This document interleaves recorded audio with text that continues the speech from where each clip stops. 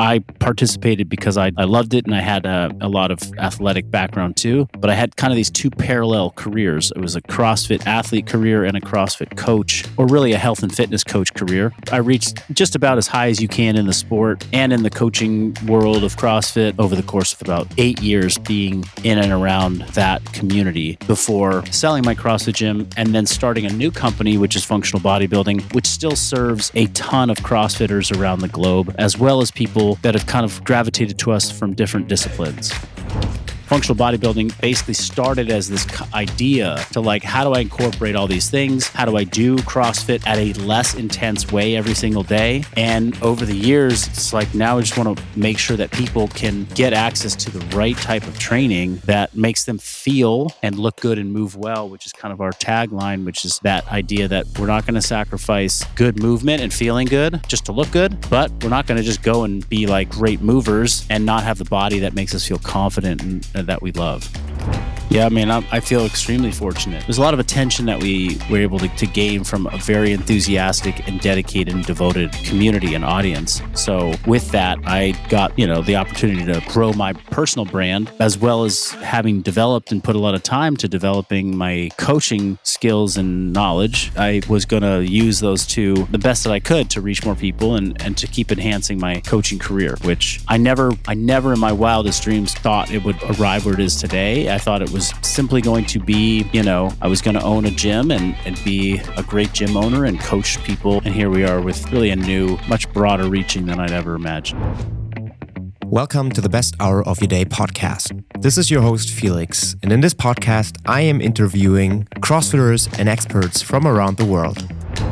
In this episode, I sit down with Marcus Philly, the founder of Functional Bodybuilding, to learn about the origins of the company and its unique approach to training. Marcus tells his personal journey in the fitness industry and the inspiration behind functional bodybuilding. We also talk about the importance of consistent content creation, and he shares his own workflow and schedule when it comes to produce high-quality videos for his brand. Actually, I don't know what the intro looks like when we speak in English, because in German, I always try to have the same intro all over again, but I think I have to come up with a new one. So let's just have a quick start, a hot start here. Let's go for it then. Yeah. Yeah, Marcus, it's so cool that you take time to do this interview. Actually, I was very nervous before because as I told you, I'm used to interview people in German all the time. It's what I do on a daily basis. That's what I do for years. But when it comes to English, it's not my mother language. So please be patient with me when I lack some words. I will absolutely. So far you are crushing it. So thanks for making it an opportunity. It's hey, there's a huge portion of the world that is, not available to me to talk functional bodybuilding because I don't speak their language. But people like yourself who can help translate that for audiences and listeners, I appreciate it. Yeah, that's my mission, actually. I try to talk to as much people as I can and try to filter their information and then share it with my own community. That's what I always do as a podcaster, and that's why I love my job so much. Give us the quick introduction, Marcus. I know you because I would consider myself as a CrossFit OG because I do it for more than 10 years. And I'm owning my own CrossFit box for 7 years. And I feel like the people who are now joining the CrossFit box, they are looking for a new workout routine, but they don't really... they're not that attached to the sport as it was 5 or 10 years ago. So I think it's very important that they know who I'm talking to today. I have a long history of working in the health and fitness world, but also just participating in the health and fitness world. So it goes back 20 something years where I've been dedicated to this industry as a someone who's just exploring health and wellness. And I knew I wanted to make it a career out of university, but I didn't know exactly what that was going to look like. The CrossFit movement hadn't really taken place yet. It was just sort of starting. But I got into more of a traditional medical uh, career path and went for education at medical school here in the United States, and quickly found that I wasn't super passionate or inspired to continue with that career path, but I still wanted to stay in fitness or in health and wellness. And I got, I kind of made a transition to more of a coaching career. And the place that I went and chose to do that was in the CrossFit box. And the CrossFit box was this kind of new emerging place where health and fitness was a very prominent conversation, discussion, not just amongst the athletes and the committed people like myself, but amongst like everyday people who were just coming in to lift weights and talk paleo and nutrition for the first time ever. And I thought that, well, what a beautiful place to go and get real world experience, because there was lots of people that were interested. So I started coaching people there in a CrossFit box. That was how I started my health and fitness career. And simultaneously, CrossFit began this very steep,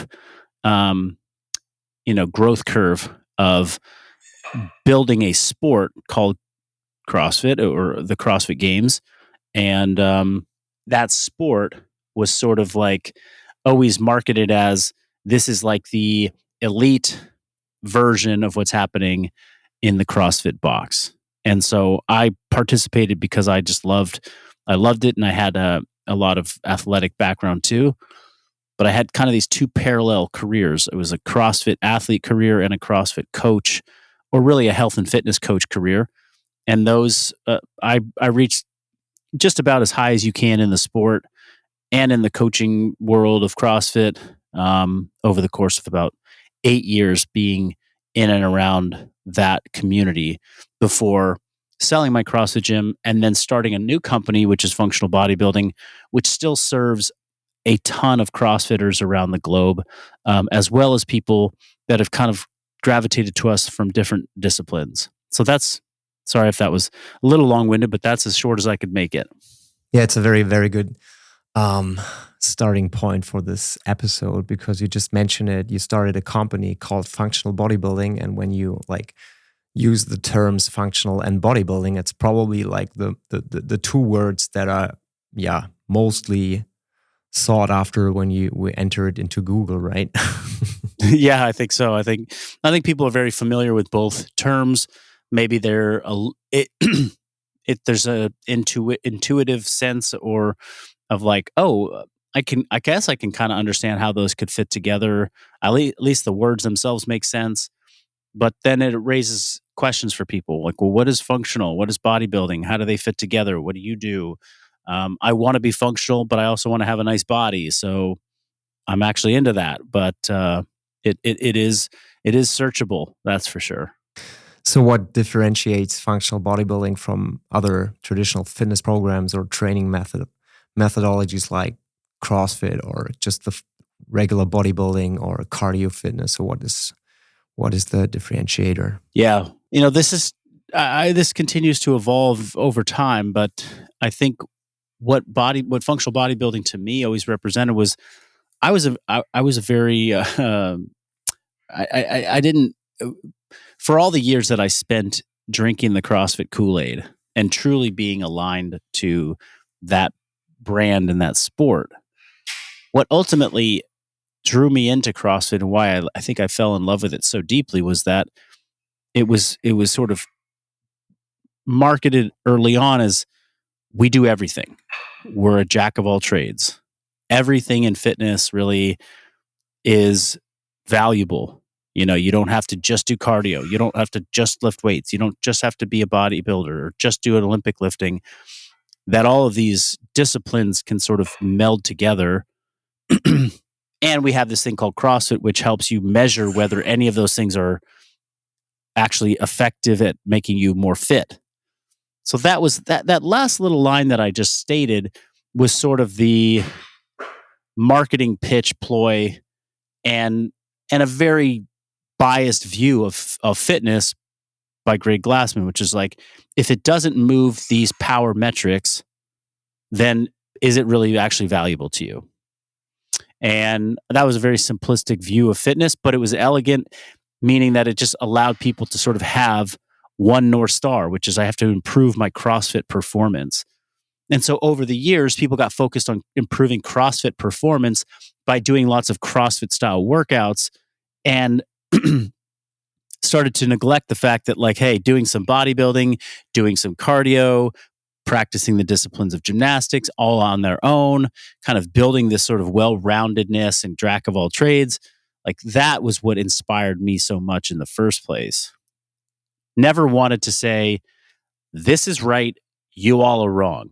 And in the early years of CrossFit, because people became so dedicated to a very, like a defined, like a very narrow definition, it was like if you were in the bubble, you were part of the cult drinking the Kool-Aid. If you were outside the bubble, you hated people in the bubble. And then if you're in the bubble, you hated people outside. It was just this very divisive fitness endeavor. And to me, I kind of, when I wrapped up my competitive career, because to be competitive in the sport of CrossFit, we did lots of different disciplines. We trained lots of different things, in periodized systems. We used a lot of principles that were not technically CrossFit as they were taught in the level 1 certification or certificate course. So we were leveraging a lot of different things, and we were doing it at a very high level.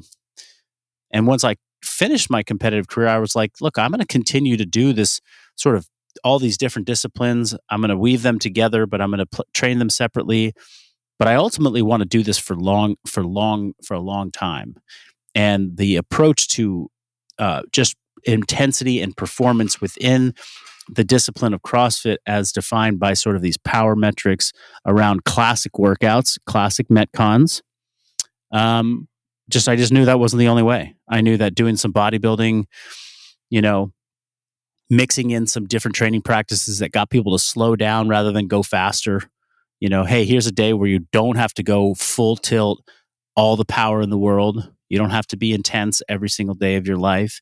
You can have a lower intensity day that actually really builds you up and creates a great, stress response that feels good in your body. I just wanted to have I knew I was going to do that. And then what that started to look like, I gave a name to later on when people started to say, hey, that looks cool. Looks like you're doing CrossFit, but you're mixing in some bodybuilding. You're mixing in some other training practices. That kind of resonates with me. That feels kind of aligned to what I want right now. Yeah. One of the reasons I'm really happy about this interview is because for a long time, I used your kind of training style on my own, and I adapted it a little bit to my own needs because I was always like short on time, and your workouts sometimes they require a lot of equipment and you need to move it around. And I was saying, I don't have that time. I just want to do some bodybuilding and I want to do some cardio training. So I found a training for myself, which I then called cardio bodybuilding, which was just a mix of like do 20 reps of bench press and then do some bike. And the other day I did the workout which you posted on Instagram with the leg races and the dumbbell bench press and the bike in between. That's what I did, and that's my kind of workouts which I really enjoy and which I do all the time because I feel like probably not on the same level as you did, but I feel like I'm a little bit burned out when I always go very hard on the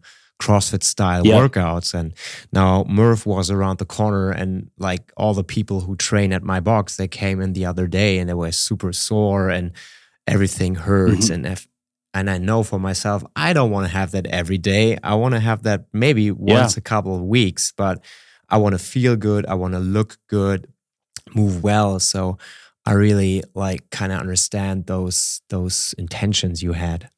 Yeah, I mean, you just talked. The way you just spoke was exactly how I feel, and the cardio and bodybuilding marriage, as I called it, aerobic bodybuilding. You call it cardio bodybuilding. I call it functional pump conditioning. We got different names for the same thing, but it is, I'm going to go and contract my muscles in a controlled yet intense way. Like I want to push myself, I want to challenge myself, but I'm going to do that under some aerobic distress. I'm going to build my cardiovascular system too. This is the true beauty of what CrossFit taught me, is that these disciplines and mixing energy systems doesn't have to be separate. And it's not just for the sake of getting better at CrossFit. Somebody who's short on time, who wants to come in and move their body and sweat, but also continue to get strong and to move in some functional patterns, I think is very valuable. And um, I'm deeply committed to continue to show people that is, you know, what we offer and what we do best and what we've been writing programs and coaching people to do for years. And I also want to come back to that other point, which is like in the early days of developing functional bodybuilding, I was making a transition from a competitive CrossFit athlete who trained 4 hours a day. So then I created programs that lasted 90 minutes in the gym with equipment, and maybe sometimes they took a little bit longer. But to me, that was a dramatic reduction in the amount of time that I spent. Now, for the average everyday person, they're like, wow, Marcus, your workouts can take a long time and there's a lot of equipment. And so I had to learn and have to basically like evolve, right? Because now we offer programs that, with all the equipment and moving things around and getting set up and warming up and cooling down, take less than 60 minutes, because that is actually realistic for a lot of people. So functional bodybuilding basically started as this idea to like, how do I incorporate all these things? How do I do CrossFit at a less intense way every single day?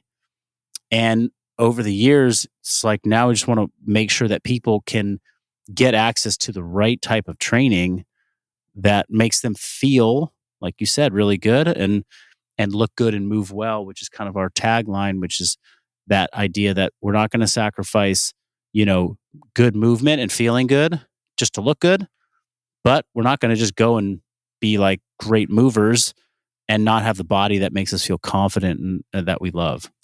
So you had your coaching career, you had your professional athlete career, and now you sort of transitioned into this new role, the business owner role, where you as Marcus Philly, you're like the personal brand, the guy who's the face of the functional bodybuilding company that you've built. I mean, you have more than 860,000 followers on Instagram and a huge newsletter following. So when I see that, it makes me really happy, because I see that someone who started as a professional athlete has the ability to make that shift, to make that transition. Whereas you see a lot of athletes who are good in a sport for a year or two and then they just vanish and they're gone. And there's like maybe a couple of people, maybe Matt Fraser, maybe Ryan Fisher, to name a few, who really are so smart that they knew what they could do, maybe leverage them into a way where they can build a company around it. Yeah, I mean, I feel extremely fortunate. And I think what helped me was that I started as a coach and developing my coaching career, and I was very committed and dedicated to being successful in that, before I ever became, what some people would now call a professional CrossFitter, although, that's a very loose term. It was not a professionalized sport, and we certainly didn't earn money at a professional level. But there was a lot of there's a lot of attention that we were able to gain from a very enthusiastic and dedicated and devoted community and audience. So with that, I got, the opportunity to grow my personal brand, as well as having developed and put a lot of time to developing my coaching skills and knowledge. I was going to use those two, the best that I could, to reach more people and to keep enhancing my coaching career, which I never in my wildest dreams thought it would arrive where it is today. I thought it was simply going to be, I was going to own a gym and be a great gym owner and coach people in that gym for years to come. And here we are with really a new something that's much different and much broader reaching than I'd ever imagined. Would you consider your company an online training company, or is it some kind of media company? Because when I look from the outside, I see every day I see new videos of you on Instagram or TikTok and new ways to reach people with social media and with content. So, what role does the content play in your whole company? Yeah, we're not a. I mean, I can't call us a media company because, as I see it, a media company is a company that essentially drives revenue based upon the media that they create alone. Um, we're we're kind of close to that, but not really. We're not selling our media.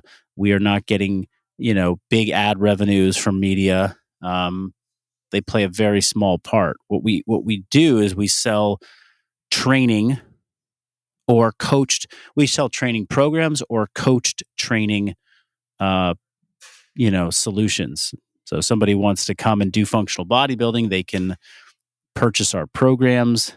They can enroll in our program subscription, or they can hire a functional bodybuilding coach to write and coach them through their program. So there's different avenues people can take with us. That is principally what we do. So therefore, I would say we're an online coaching business or an online training company.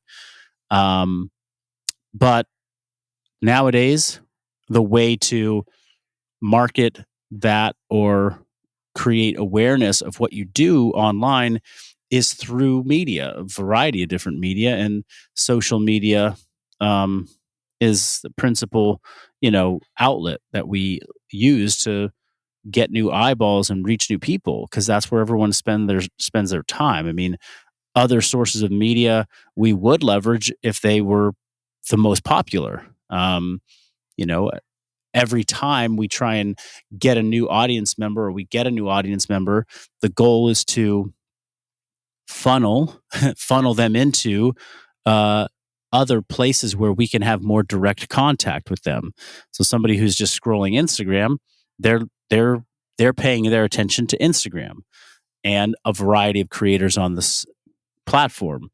But if somebody sees us on Instagram because we put some thoughtful content together, or some engaging or humorous or entertaining content together, then our hope would be that they take the first step, like maybe they share that, maybe they comment, maybe they click on a link in a bio, maybe they start to follow us and therefore see an opportunity to get into a deeper level of connection with us, which would be through our newsletter. And so then they're now looking at our newsletter because they want to hear more of what we have to offer in the way of deeper, longer form content that could impact their life in a positive way. And then they see that, and that inspires them to take the step where they actually transact with us, which would be to join one of our programs or purchase one of our programs. And that's ultimately where we what drives this company is every bit of content that's made, every salary that's paid all comes from the training programs, not from the sale of the media, or some big 7-figure or 6-figure or 5-figure a brand deal or ad revenue that we get from YouTube or something like that. Would you say that you're spending more time creating content than any other jobs you have within your company? Is it like the biggest part? Probably the biggest part. Creating content, managing the company, and developing programs are the three biggest buckets of my time. Yeah. I don't know if you ever talked about it, but I couldn't find any numbers. So, how many people are working with you in your company? We probably have 14 full-time employees. And then there are a handful of contractors and part-time people that help fill in other roles. But when I say full-time, I mean that they're not doing some other, job on the side. And now half of those people are coaches who are working with clients from around the world. They're servicing them in a one-on-one fashion. And then the other half are people who work predominantly in marketing and customer service for our members, marketing, obviously, to go get new customers. Um, that's that's how is split. And then inside marketing, there's media. So we have a full-time media producer here, along with some contractors that we outsource some editing for. So I'm in the media production game myself, so I know it takes a lot of time to produce quality media content, and I see videos of you training every day. So every day is a new video. And how long does it take from filming to editing to until the final piece of content is uploaded to all the platforms? Well, we have, I think for a single piece of content, it would be difficult for me to really pull out like the exact time and numbers. Um, but we've developed, our system of making content. And I think what we always look for is, we need to create enough content. So it's a volume game as well as a quality game. You want to make stuff that's good, that's engaging, that people learn from, they get value from in some way, whether that's learning, entertainment, any of those. But you don't want to, not at the expense of volume. So you can't be like, I got to perfect this content and then spend a whole entire week and get one thing out. Because attention spans are so low, they may not even see your content. That's great. And if they do, it's a short blip. What they're going to see is, oh, I see this person repeatedly show up. And that is what gets your message across, or it gets them to pay attention. So in order for us to capture enough content, we have some dedicated filming sessions that are, we would maybe, create an idea board of 20 different posts, concepts for posts. And we would spend 90 minutes to 2 hours in the gym filming whatever hooks, B-roll, educational talking points, voiceovers that would be required to edit those into complete videos. We also film training sessions probably 3 times a week. So full training sessions where I'm training with either myself or with several other people, and we're capturing, full length training sessions. We also film 3 podcasts for our own channel every other week.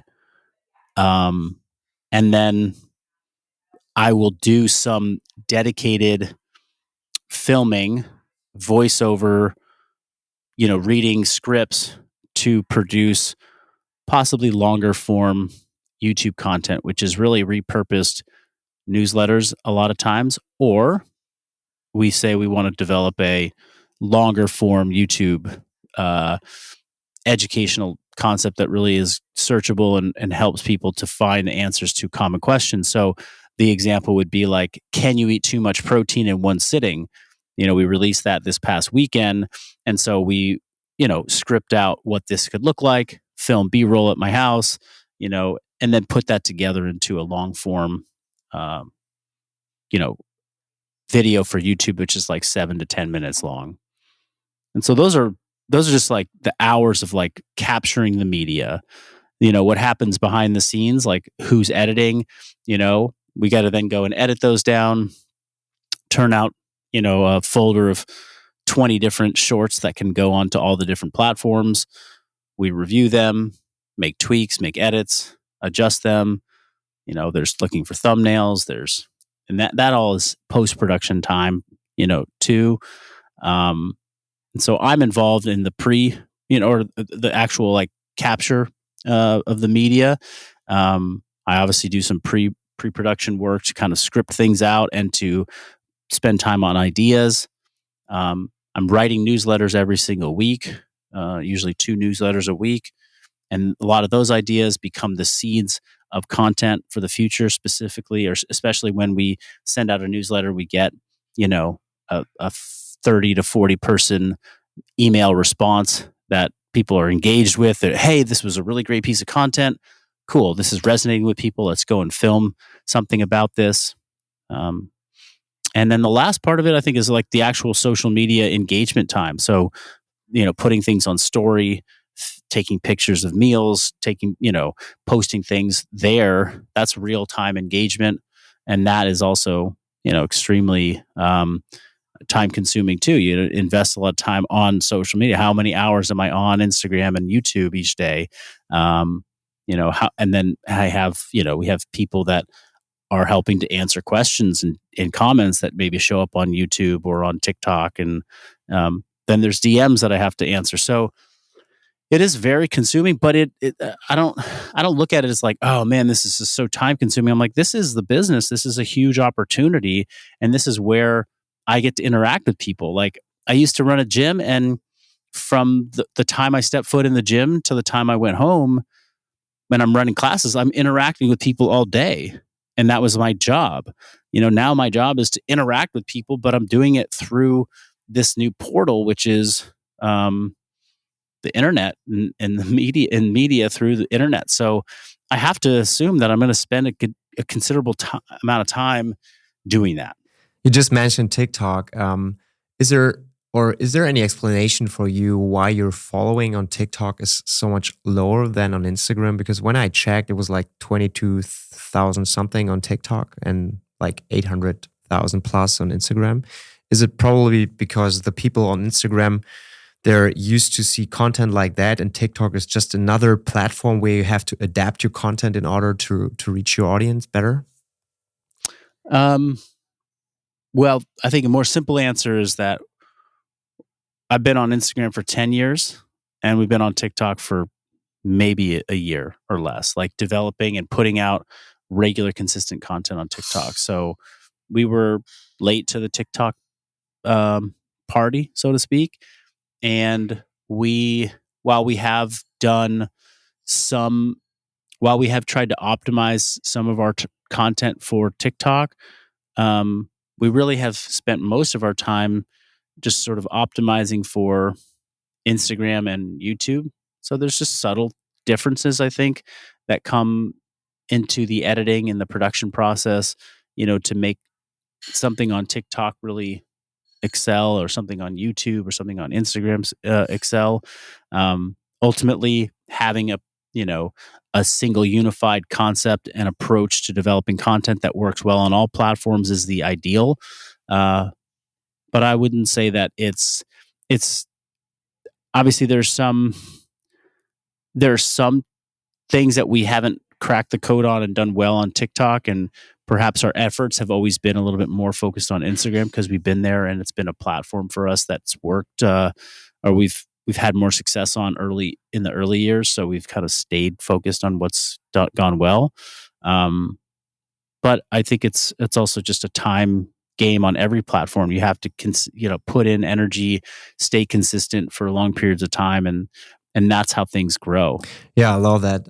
And also that you said that you have to put out the content on a frequent basis, so in order to keep your audience engaged.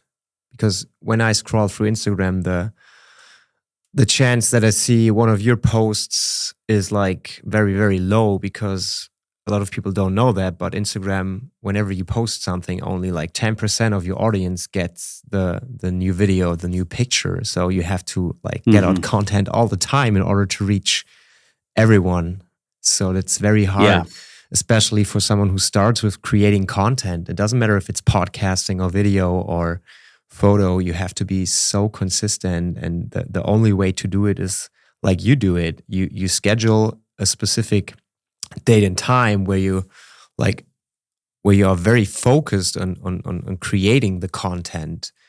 If you would not do it, if you just do it like, yeah, I do it now, maybe tomorrow, maybe in 3 days, I post a video here and there, it wouldn't work. So it's really very important for you and your business in order to thrive that you have this importance on the content creation side. And I think even if it's a smaller business, today you cannot reach everyone or you cannot reach anyone without social media. So you really have to understand that, especially in the realm of fitness, where are so many different training programs which you can use, you have to do something that the others don't do, and that's mostly create quality content with enough quantity.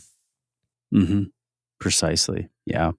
So do you see a future for functional bodybuilding where Marcus Philly is not the key figure?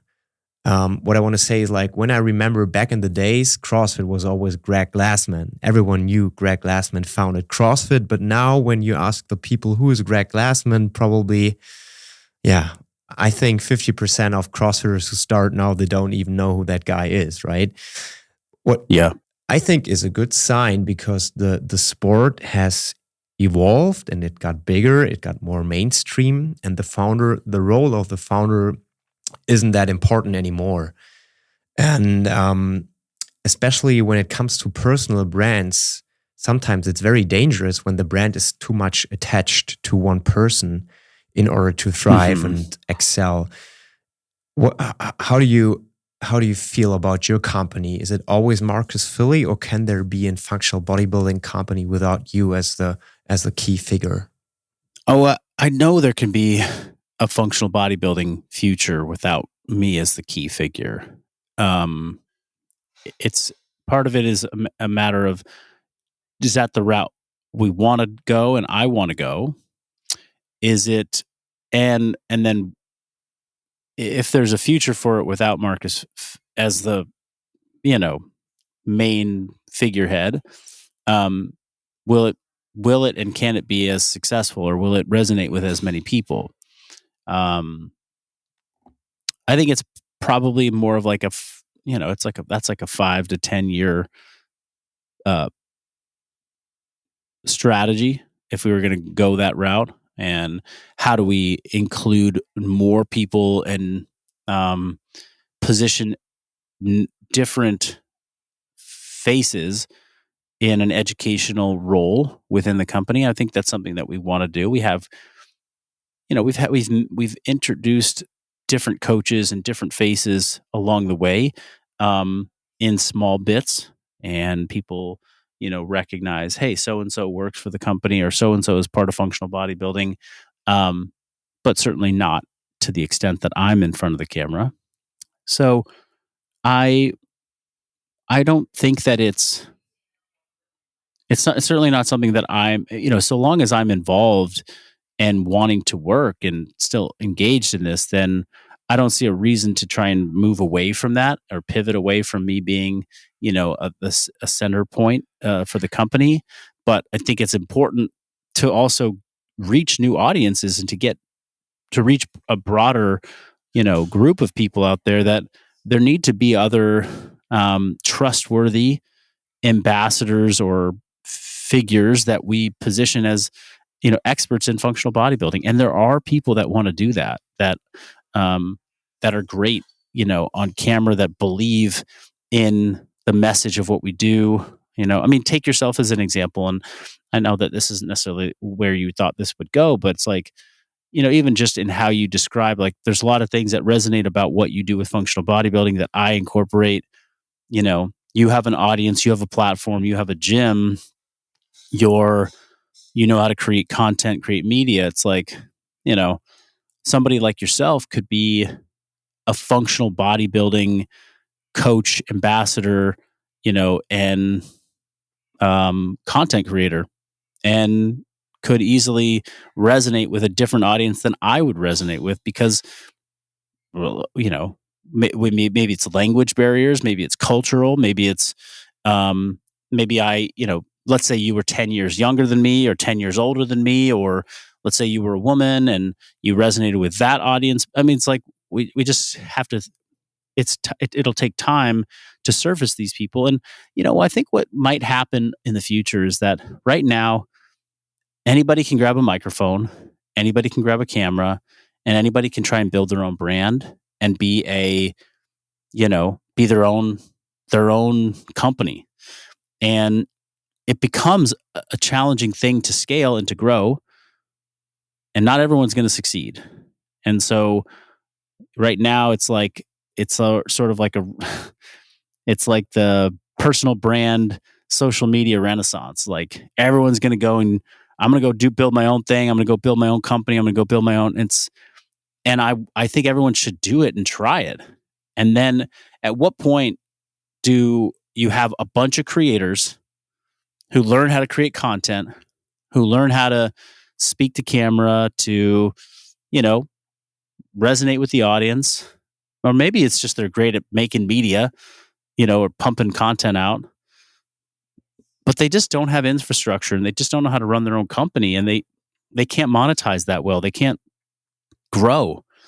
And it's like, that is, I think, kind of where you're like, okay, why don't you come and be on board with what we're about? Like you love what functional bodybuilding represents.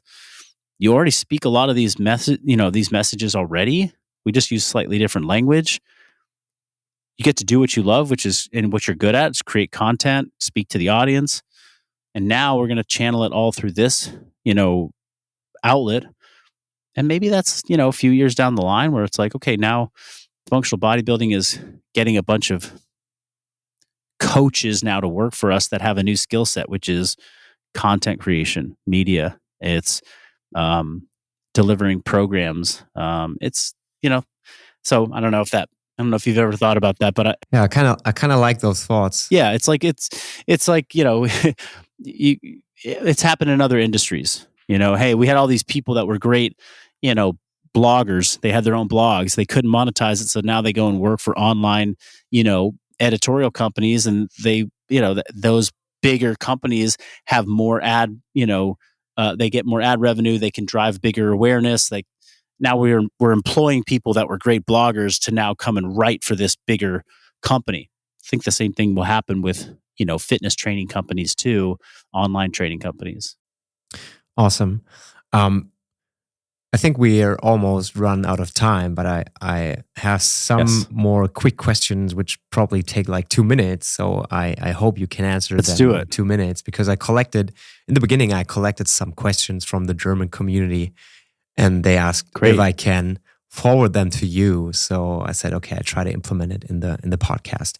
And all right, well, let's do it. So I gathered 10 questions, and you can just answer them very briefly. Sure. What's your favorite meal? A barbecue, American barbecue. What's your favorite cheat meal? American barbecue. Okay, American barbecue is my favorite cheat meal. My favorite meal of the day is breakfast. I just am a big breakfast, start with and traditional American breakfast foods. I love them. What is your favorite movement? Some type of squat where I can really get, lately it's been leg press, but yeah, just some squat. Your favorite CrossFit workout? Fran. I knew it. What is your favorite place to work out? Functional bodybuilding headquarters right here.